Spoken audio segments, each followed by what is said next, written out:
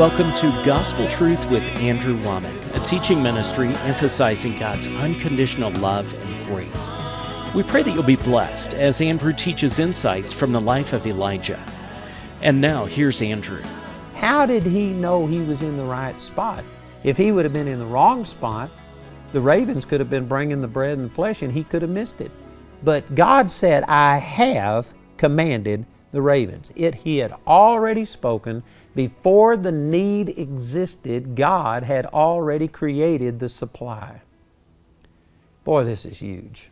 This is one of the things that God has spoken in my life, and I have put it to practice, and I am seeing God provide for me supernaturally because I understand that before I ever experienced the need, God had already created the supply. You know, you could turn back to the book of Genesis and look, and God didn't create man on the first day of creation. Man was God's crowning jewel of creation. It was the greatest part. We were created in His image. There is no comparison between an animal and a person. Even though I believe God expects us, to take care of the environment we live in, and I love animals, and I am an animal lover. I'm not an animal hater. There is no comparison between a man and an animal. We were created in God's image. He breathed into us His breath. We are the crowning jewel of His creation. But He didn't create us first because things weren't ready. Did you know if He would have created man on the first day of creation, He would have had to tread water for 3 days before there was ground to stand on. And then God created the trees and the fruit and all of this and the mountains. He would have been having to dodge trees and mountains. When God created man, He created man at the very end. The very last thing He did was create us because He had created our supply before He ever created us. He didn't create us and then Adam said, God, I'm hungry. And God, oh, I forgot. I've got to create something for you. No, God knew we would be hungry. He knew that we would need food. He created us this way. So He created the supply before we ever had the need. And God didn't create just enough fruit for Adam and Eve only. I believe that this entire earth was just abundant with fruit. Today we have over 7 billion people on this planet. And did you know what? I believe in the beginning there was enough fruit for 7 billion people plus all of the animals. God has not had to create new fruit trees. He hasn't had to create more oxygen. Did you know when He created Adam and Eve, there was enough oxygen on this planet to sustain 7 billion people or 10 billion or whatever this planet ever grows to? God has anticipated all of the problems, all of the needs that we would ever have, and He created the supply before we ever had a need. You can see that right here. He's telling Elijah, he says, I have commanded the ravens. He had already spoken to them. He anticipated that Elijah was going to need to hide. He anticipated that Elijah would need bread and meat every morning and every evening, and that he would need water to drink. But boy, this is so powerful. He did not send Elijah's provision to where he was. He sent it there. He says, I have commanded the ravens to feed thee there. Let me ask you, what would have happened if Elijah would have stayed where he was and not obeyed God and gone to the brook Cherith? Well, it looks like since God had already spoken to the ravens, that the ravens would have obeyed God. The provision would have been there, but Elijah wouldn't have been there. And from Elijah's standpoint, he could have missed God's provision. He could have been sitting there saying, God, I spoke to the king, I did all of this. Why aren't you providing for me? God was providing for him, but He didn't send the provision to where he was. He sent it to where He told him to go. You know, there are many of you that maybe you have tried to step out. You have taken some baby steps towards something. And you're sitting there saying, God, where's my provision? And the reason that you may not be seeing the provision is because you aren't all there. You're too much here. Are you doing what God told you to do? You know, it's like in football, American football, the quarterback doesn't throw the football to where the receiver is. He throws the football to where the receiver is going. And so the quarterback is here, the receiver's over here, the quarterback throws the ball here, and the receiver runs, and they meet at the same time, and it's a completed pass. Likewise, God doesn't throw the ball to where you are. He throws it to where He told you to go. And if you don't obey and go do what God told you to do, you could miss His provision. But the provision is there. God always provides. For anything He calls you to do, I can guarantee you that God has made the provision. It is not God that's not providing. If you aren't seeing the provision, you aren't all there. Man, that's powerful. You know, that speaks to me. Whatever it is that God has told you to do, the supply was created before God told you to do it. But there's things we have to do in order to receive. If Elijah would have stayed where he was, did you know that God still would have been faithful? The provision would have been piling up by the brook Cherith, bread and flesh, every morning and every evening. God would have been faithful because God is always faithful. It's never God that misses. But if Elijah hadn't have gone and done what the Lord told him to do, Elijah could have died of starvation. He could have died of thirst. And people could have looked at it and says, well, you know, this doesn't seem fair. God commanded Elijah to speak this, but then He didn't provide for him. No, God provided for him. God always provides for us. There is never a lack of provision on God's part, but there is a lack of obedience on our part. You know, right after He told him, I have commanded the ravens to feed thee there, in verse 5, it says, so he went and did according unto the word of the Lord. What would have happened if he hadn't went and did? If he hadn't gone and done what God told him to do?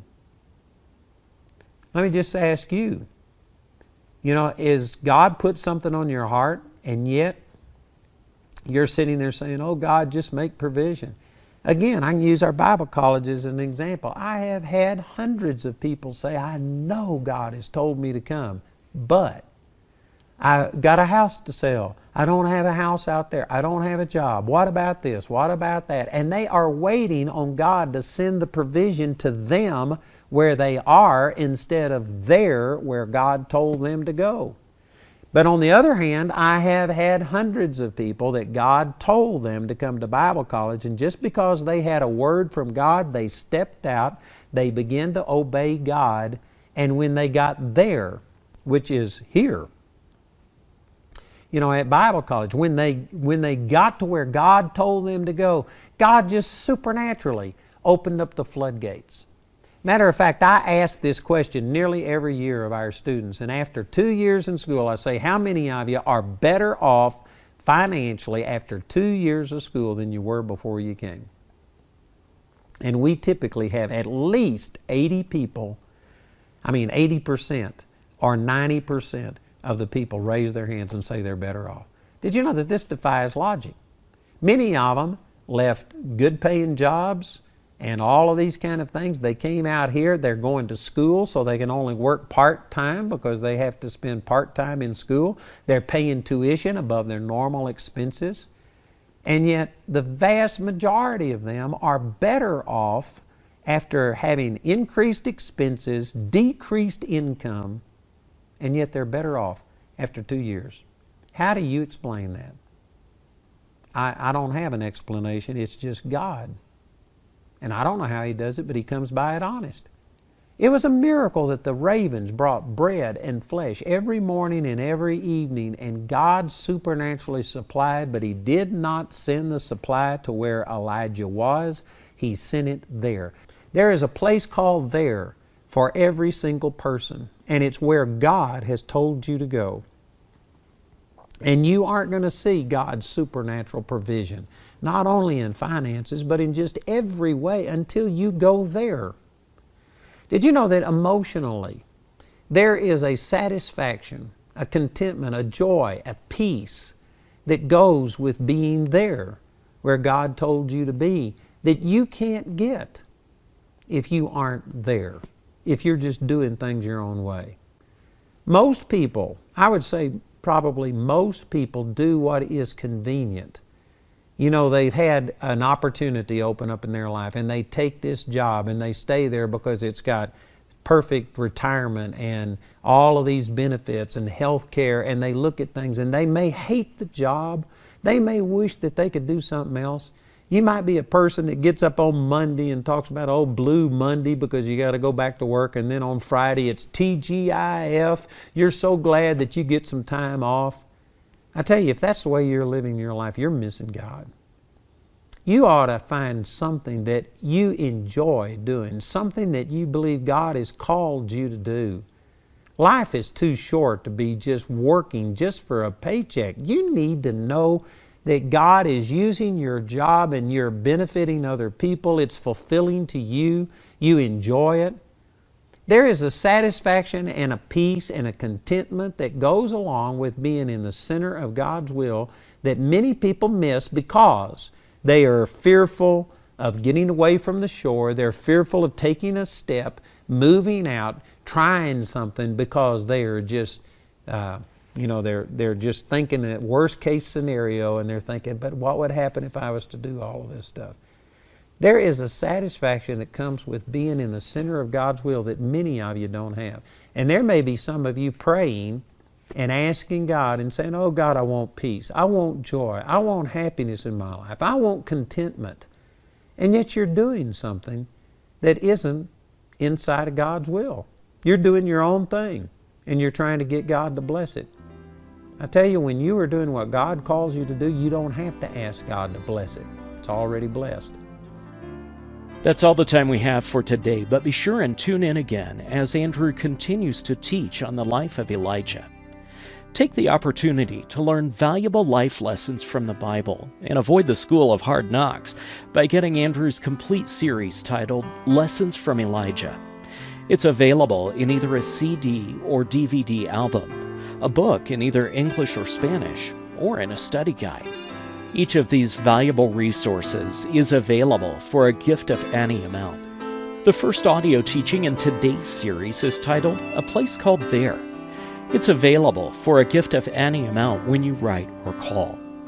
We encourage everyone to give, but if you're simply unable to afford it, Andrew and his partners will provide this first CD free of charge. Our address is P.O. Box 3333, Colorado Springs 80934, or call 719-635-1111. Again, that's 719-635-1111, or go to our website at any hour. You can use credit card to order any of our ministry materials online 24 hours a day at www.awmi.net. Also, be sure to check out the TV broadcast link to find out about the Gospel Truth TV program in your area. Hello, this is Andrew Wommack, and I'm the host of the Gospel Truth radio program that has been airing on radio since 1976. But we have just canceled our radio programs. I'm sad to do that, but I think that that's what I had to do. And I want to let you know that we still have our television program available, heard all over the world. We have so much ministry material available to you on our website. There's just a number of ways that you can still take advantage of the truths that God has given me. So go check it out. You can go to awmi.net on our website, and it just has all kinds of ways that you can still continue to receive. So God bless you as you continue to grow in your relationship with the Lord.